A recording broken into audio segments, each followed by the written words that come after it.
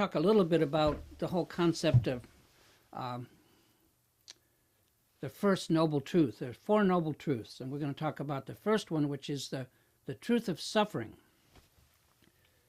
And I'm asked about this a lot because, and it's been kind of confusing for me as well. Someone will come to me and say, look, Michael, where is the suffering? I'm not suffering. Life is good. It's as though they're suggesting that Buddhism is a downer, or that Buddhists believe that we're supposed to be suffering. That's not the point.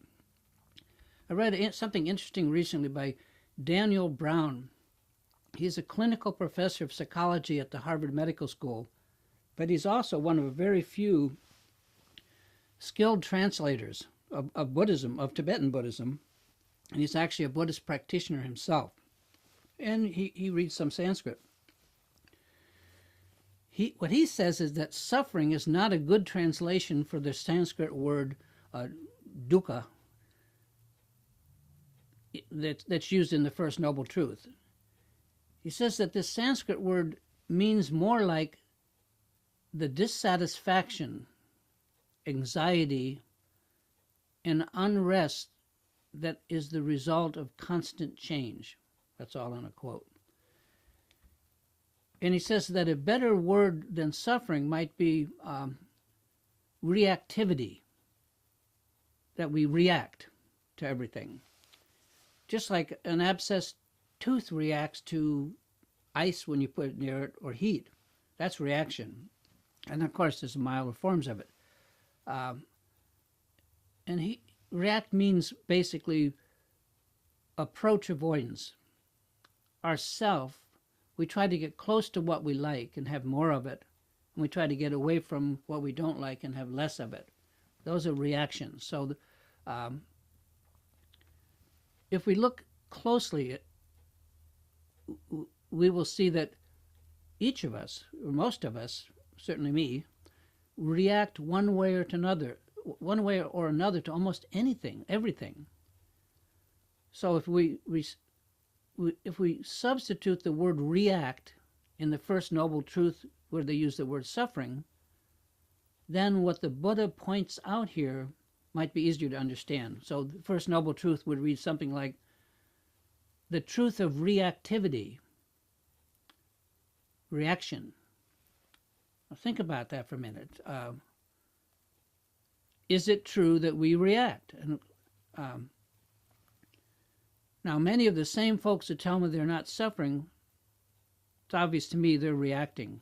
It's obvious to me I'm reacting, because we can't seem to stay on our life course. And many of us are being beat apart even by our closest relationships, which ancient wisdom, East or West, says that close relationships like marriage or partners are like a perfect reflection of, or mirror of the mind, like our mind. So most people are reacting at least to one another, and also to the speed bumps that life offers. And aside from lip service, most people have no time in their busy life, or can't seem to move a muscle when it comes to trying to do any kind of mind training or meditation. It's got a bad rap, or it's just not something that's worth learning about. So I totally understand that situation, because I was exactly the same way, and I feel genuine compassion for anyone who feels that way. These folks are in reaction, and certainly their compulsive reacting is a profound form of low-level suffering, at least in my book. The meditation teacher Jack Kornfield tells a great story of an interview with the Dalai Lama. And in that interview, someone asked the Dalai Lama questions about getting down on yourself, about what we would call self-hatred, not liking yourself. And instead of just answering in English, because the Dalai Lama speaks very good English, the Dalai Lama went into a long talk with his translator, went on for a long time. And after some extended discussion, the Dalai Lama said in English that neither he nor his translator could find a word in Tibetan for self-hatred or getting down on oneself. Apparently this is purely a Western concept. Maybe a real difference between the East and the West, at least in the psychology. It seems that Tibetans, as a rule, don't have such a thing as what we would call a negative self-image. And for me, maybe the saddest thing of all is that we can be the cause of our own suffering. It's not like we're just suffering from something that someone puts on us from outside, but we continually sow the seeds of our own unhappiness, our unhappiness with ourselves or with our life, with others around us, our reactions, or the various syndromes or loops that we fall into and we seem to be locked into. And we apparently don't even know how to remedy this or finding any time in which we would do this. Beginning meditation, and even many of the more advanced meditation techniques, are geared to desensitize our reactions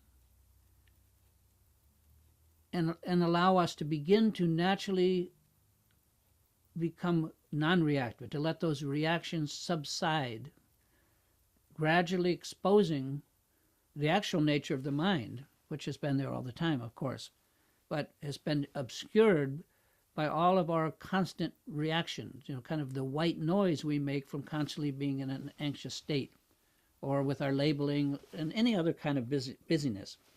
So anyway, that's the basic idea and one of the main reasons for training the mind, for learning to meditate. Like a stuck record, I talk about this over and over again and explain that this whole thing is all about awareness, about becoming aware of what we already are experiencing, to the point of catching ourselves on the verge of reactions before we actually react. That's what mindfulness training is about. Catching ourselves before we react and do something we're going to be sorry for,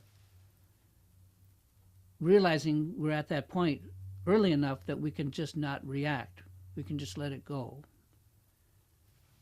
Meditation practices desensitize our tendency to go off in endless reaction. And that allows the mind to settle, to come to rest and for some kind of clarity to arise.